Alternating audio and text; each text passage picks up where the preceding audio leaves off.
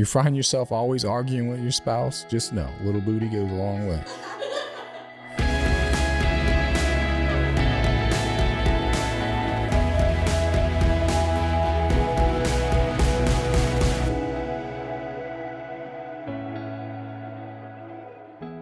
All right, Harold. Let's fight it out. Come on, queen. You like that? Let's talk about fighting. Talk about fighting. Yep. You don't stand a chance. Marriage Fight Club. Maybe I don't stand a chance. I don't know. Yeah. I got endurance. Mm-hmm. I got, there's a song. I got stamina. That's right. Small and mighty. Yeah. Well, I don't know. You're big and mighty. So there's that. But we're talking about fighting with your spouse. I try to talk about this actually, but it's kind of one of those things like when you are in a place that we are, where when we first got it started in our relationship and our marriage, things were really rocky. And we loved each other, but we didn't necessarily know how to live with each other. And so, you know, do we fight often? No.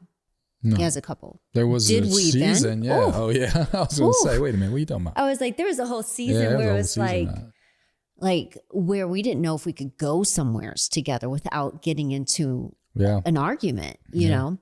And so like our current day marriage and life is so different that, you know, when we do get into an argument or a fight or whatever, it really is pretty, you know, rare or kind of spread out now. Mm-hmm. You know, like back in the day, again, kind of going back, like I started to realize that it was normal to have disagreements or to have like a difference of opinion.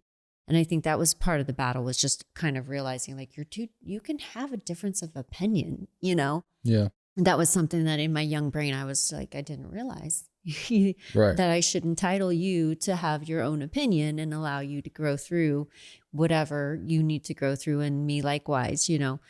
And so one of the things from having that experience, I realized it was that it wasn't so much a goal to have a marriage that you don't ever argue with your spouse or you don't ever disagree, but it could be a really great goal that you don't fight. Yeah. And I think those of you listening, and say things you don't mean. Yeah. There's a difference between a fight with your spouse. Fights are dirty. They're nasty. You're typically, things will be said that you really didn't mean, or if you didn't mean them. Yeah. Or maybe, you know, it's hidden resentment, things that you maybe as a couple refuse to deal with or face or talk out. Maybe things as a couple that you need help talking out and finding a resolution with. But the goal wasn't so much to never disagree as to like hardly ever fight. And to be able to have disagreements in a way that you still feel a mutual respect and love and care for your spouse. So, you know, do we get into fight still? Sure. We have a good one every now and then, right? Well, working through that is interesting, because one of our friends, actually our podcast producer, said, he's like, he never understood the advice, you know, don't ever go to bed angry, because is it so great, he said, to get in an argument at 11 o'clock at night when you're trying to go to sleep. Right. And really, maybe you do just need to sleep it out, right? Maybe what your spouse does need is actually space. Right. Let the emotions chill, which you're good at recognizing that now. I think we both are, but I think that's where we've matured into saying, you know what, time out. Let's both go in time out, give it space. Let the energy shift a little bit. Mm-hmm. We'll come to our own senses, and you know what I'm saying, and then can peacefully agree to disagree, or maybe see each other's side, because we're both highly passionate people. So if we can get fixated on something, then it's kind of like, I'm probably not going to sway my opinion. I'm only going to see my position as the right way. So I think that's where we've matured, is to give it space and then come back together. And then sometimes there's an apology, or sometimes there's you know what? I agree to disagree with you on that, but I do see where you're coming from, but I'm still fixed in this, but we can still march along. Mm-hmm. Or it's, hey, I had time to think about it and I didn't see it that way, but you're right. I think I told you that recently when we had an argument. I said, you know what? I didn't see it that way, but I'm sorry. Mm-hmm. Yeah. And I realized that, yeah. Mm-hmm. And that's maturity. I mean, we've been together 23 years. They do happen way less now. I would say it's probably only once a year we get into a serious disagreement, and it's usually about the same other people. It has nothing to do with us or anything else. That's the ridiculous thing. But yeah, and I think like you said, you were sharing before this, that there's something I disagreed with because we would use text as a mediator. And I was like, this is ridiculous. Like, how old are we? Like, we're using text messaging instead of talking like grown adults because we're powerful people. Mm-hmm. But you had a good point. When your emotions are high, that's kind of like a mediator just to throw some stuff out there. Not bad, nasty stuff, like not mean, but kind of like positions to where you can calmly sit back, take a deep breath, not say things you're going to regret, actually think it through. You slow the conversation down. You slow the conversation down through that. And I started realizing, okay, well, this is a little tool, but ultimately we need to come together like adults who care about each other and resolve the damn thing. Diffuse the tension. Cause it's like again, we were talking to our podcast producers here and they're like, what's your fight style? Do you pursue or do you isolate? I'm like, well, by nature, I'm a pursuer and I want to talk things out. And I want to get to the source of it. And I want to convince you of my position. And I want to, I feel like I want to come from a place of understanding too. But at the same time, like you also typically need space to diffuse, to think. And I have learned from experience that if I try to keep coming at the issue, like I'm not going to make any progress. It's not going to turn out good. And one of the things is that once you grow in your relationship too, and the fact is that today, when we get into a disagreement or an argument, or if it does particularly actually get heated, it is not anymore about my spending. Like, because if my spending's becoming an issue, we have a talk about it. I'm like, you know what? You're right. I have been hitting that prime button a lot lately. And I can own that now. I don't get defensive because I'm like, you're right. I'm spending a lot. The money with that, it's about, we're getting in a whole nother category, but it's about I get the yucky feel about consumerism. I'm like, I don't want to be that consumerism. We don't need all the things. Yeah, it's just gross. That's just gross. And I'm like, that's what it's about. It's just toilet paper. But before it would have been about, God dang it, that could have put food on the table. It's like a whole nother and there was this is a whole nother topic because then you had to also come out of scarcity mindset to be like, it's cool. She can buy some new running shoes. She's fine, But we don't argue about spending because that's something that we're able to have a discussion about. I'm able to own, or you're able to own. We don't argue about kids. We handle parenting pretty well together. Rarely have a disagreement about choices that we're making with our kids' lifestyles and et cetera. I'm going to say the P word. We don't argue about pornography and haven't in decade or more, maybe. I don't know.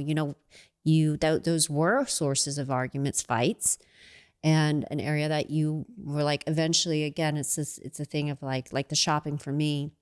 It's like, we both own, like, this is a huge source of stress and discontent in the person that I love. Like, I'm willing to see my fault or whatever.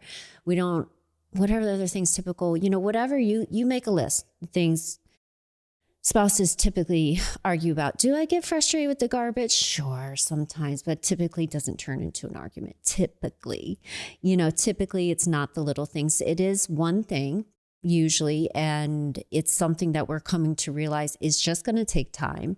And honestly, we personally, I'll speak for us, but I think also couples too that might be struggling in similar areas is like, we're starting to try to see that we have to be okay with marginal improvements while things work it out, because it is a source of something that's sort of outside of our control, right? And when you have a disagreement with your spouse of something that it's like you can't take ownership for it per se so much, and there's a big difference in the way you view it, You either need to get outside help or you need to start being willing to have, be okay with marginal improvements and compromises in the right direction that keeps your connection together. Amen. So would you agree that your fight style is isolate or? No, I think it's moved into what we just were talking about. I think it's, retreat, let it calm down, and then come together, reason together, and just what we just discussed, 100%. I mean, before it wasn't working, just to blow up, say things you didn't agree with or mean, and then that didn't end well. Any advice? I think everything we just said is 100% advice. It is so hard for Harold to be vulnerable. I think it's to use it. I think the text works as a mediator. That was a tip for sure. Maybe it's not for everybody, but I think it diffuses a situation and slows down a conversation. I think just like our friend Gilbert Larson, he had told us, he was kind of like a spiritual leader for us. And he said, it's not that it was someone else that was speaking about him and said, it's not that they never don't argue, but when they do argue, they come back together quicker. Like it's the distance apart, the silence treatments and that it's like it's quick. Like they'll have a disagreement, but then they come back together because they realize that they're on the same team and how much they care each other, and just don't sweat the small stuff. Like give up the need to be right and be open to seeing other people's perspectives. And there's a reason why they feel that way. There's always a reason why people have that much energy around something, that they're willing to argue about it with passion and fury. Insulting the person they love. You gotta step back and say, on both sides, why is there that much energy behind it? It's just, they're not bored. Right. They're not bored. They both have a valid reason. And what's the truth is what they believe. I think with every year, you just mature a little bit in how we do things. And what's worth getting upset about, and what's just like, you know what? I'll live to fight another day, but that's a battle I'm not willing to fight for anymore. Like it's petty, it's small. And I think a lot of things we used to fight about, and what people fight about, so petty. It's so small. And it's funny because if you just breathe and give it space and give up that need to be right, that probably would solve 90% of the fights that you're getting in arguments about, because you have that need to be right.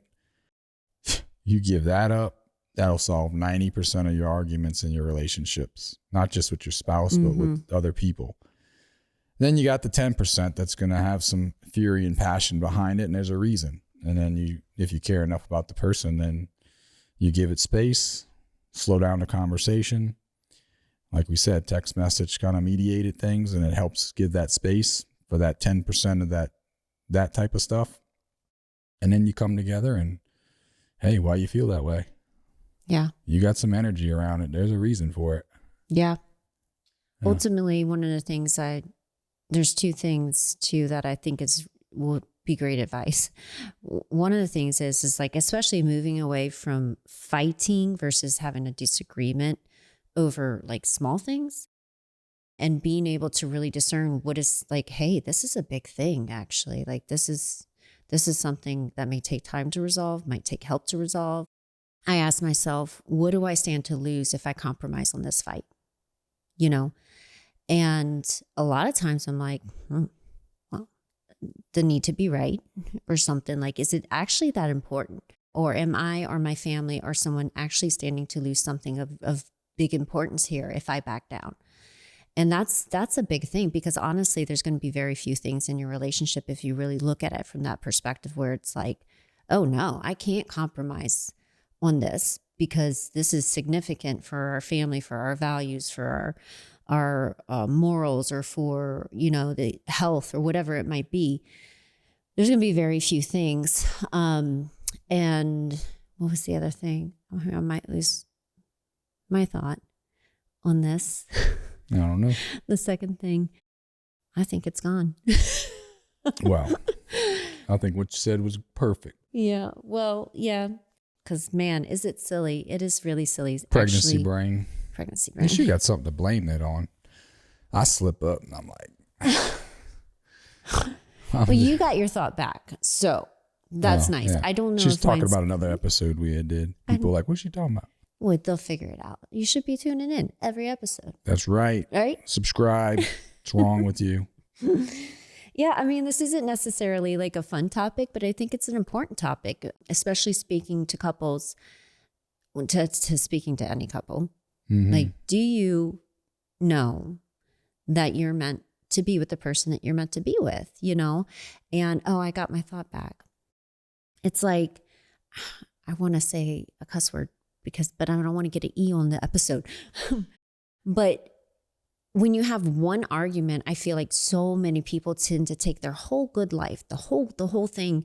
And I'm to blame for this too. And because the emotions and the intensity, or, you know, things are said that hurt or whatever, and take the whole life and put it in a crap handbag at that moment. Right. And to be like, oh my God, my whole life is just right at this moment, like, feels like crap. Like, what the heck? This is not the life, because of like this one big argument or whatever that you've allowed yourselves to get into. And one of the discerning factors is, honestly, has helped me come out of things quicker too, is I don't put my whole life in the crap handbag anymore. Like, when there's an argument or a significant disagreement, I don't put my kids in there. I don't put my home in there. I don't put my business accomplishments that we've had in there. And so it actually is super helpful, because, you know, judge me for saying this out loud, that sometimes when I get in an argument, I put my whole life in the crap handbag. But actually, you know, as of recently, within the last, you know, couple of times where we've had a significant disagreement, there's the intense feeling of like, oh my God, my life sucks. And I've had to just be like, no, it doesn't. And I look at my kids, I'm like, totally fine with my kids. I'm totally fine with what we've accomplished. But right now I'm not fine with our relationship and how we're interacting together. So it's like, okay, this one thing's going in the crap handbag right now. It's a little crappy right now for whatever reason, but everything else isn't crap. And so it helps me say, like, we'll get this figured out. Because then I'm saying, you know what? We've done parenting really well together. We've built an amazing business together. We've essentially done marriage really well together. So we have this one disagreement right now. Does that mean everything goes in the crap handbag? Nope, it doesn't. That's a good point. Yeah. Then you blow it up into something that it's not. You mean, what's that saying? You make a molehill out of an anthill? Mm-hmm. Yeah. Make a molehill out of an anthill. Oh man, so many hills that people are willing to die on, right? You gotta find a right hill, then like don't have multiple. Yeah, but I think if you find also, just in wrapping up, that if you find people that, you know, I think it's how slow we were, how dumb we were. If you find resistance, or you find you keep getting the same result over and over again, right? That's insanity, definition of insanity. So if you're not identifying the way people handle arguments or disagreements, it's like, don't chase a bear into the cave. No, that does no. You know what I'm saying? Don't do it. Like, that doesn't make sense. Like so if you're doing that and you're listening to this, how's that working for you? Right. How has that worked for you the last 5, 10, 15, 20 years? And sadly enough, I've watched people in our families and people we know, decade after decade, I've watched them, and I'm like, God, you are slow to learn or a glutton for punishment. We were too for a good decade. Mm-hmm. And we smarten up. We're getting there. We're getting a little smarter. Now I've learned I give you space, but usually probably a little too much, because I can go days now. Whereas I used to not be able to. And now you're like, hey, are we going to talk about this? Because da-da-da-da-da. I'm like, I done moved on. Okay. Let's roll. You said we talk about it or it's gone. It ain't worthy. Yeah. So I just would, be patient. Be patient. If you really I love this person.